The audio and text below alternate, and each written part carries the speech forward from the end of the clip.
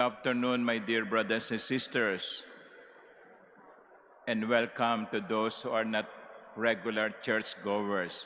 Marami kayo ngayon no? Hindi naman itong ordinary weekday mass attendance.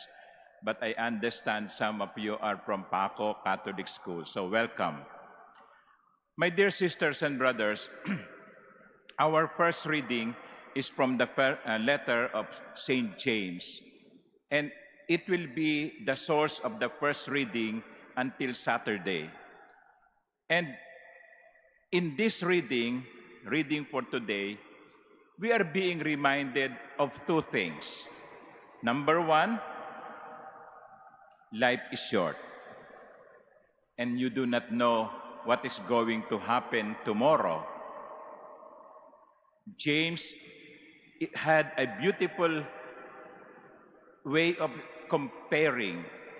He said, "You are a puff of smoke that appears briefly and then disappears."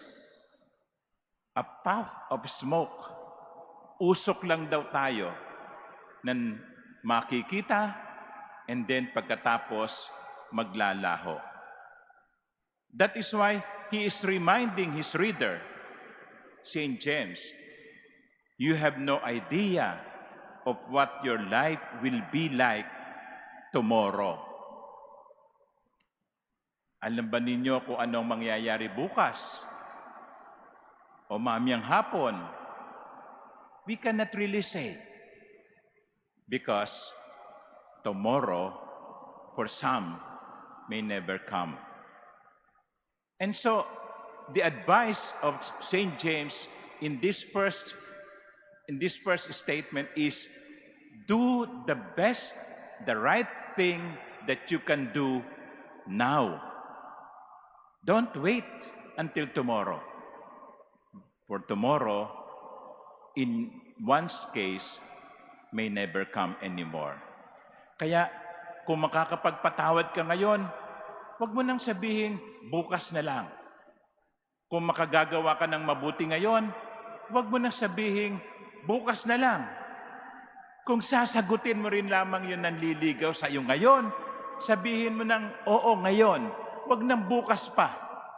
Baka iwan ka na niyan. No?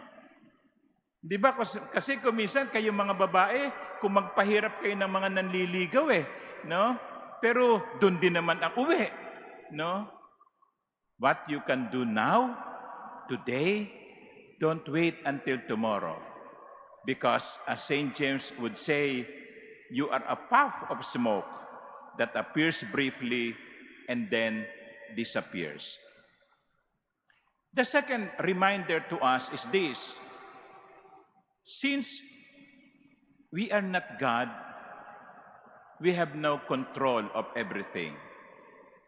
And so St. James is telling us, when you pray like this, Lord, if it is your will, let it be done to me. Because if the Lord wills it, we shall live to do this or that. So ang sabi ni St. James, no, hindi naman tayo Diyos Wala tayong control. And some people would like to have control over everything. Kaya siya nai-stress. I can understand the academic personnel now, no? Okay? Is everything all right? All the certificates are here. All the medals are available. What time are we going to assemble? And so on and so forth. Ilang araw na kayong stress. And sometimes we are like that. Because we want to control everything. Maybe we have to learn to say, well, I have done my part. I leave everything to the Lord. Hindi po tayo Diyos. Iisa lang ang Diyos at hindi tayo yon. Gawin natin ang pwede natin gawin at ang lahat ipaubaya natin sa Panginoon. You know, the saint that we are celebrating today, Saint Rita of Cassia, is, as I have said earlier, is the patroness of the impossible cases. Meron po tayong simbahan sa may Parañaque na naka-dedicate sa kanya, Santa Rita de Casia. Si Santa Rita ay pinagdaanan yung mga mahihirap na pagsubok. Naranasan niya yung mga mabibigat na problema. Pero hindi siya nawala ng pagtitiwala sa Diyos. For her, God knows everything, and there is nothing impossible with God. That is what St. James is saying in his letter. If that is God's will, it will happen.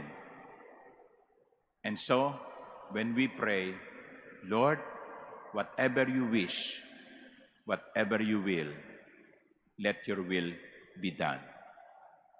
Amen.